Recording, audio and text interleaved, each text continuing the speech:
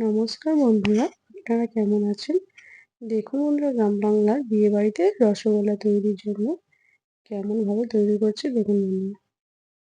এটাকে চেপে চেপে রসটা বার করে নেওয়া হচ্ছে।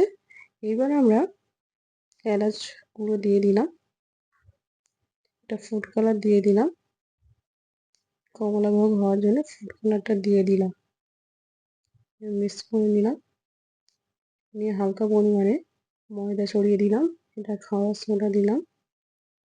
দেখুন বন্ধুরা, মিক্স করে নিচ্ছে। গ্রাম বাংলার রসগোল্লার জন্য কেমন হয়েছে বন্ধুরা কমেন্ট করে জানাবেন।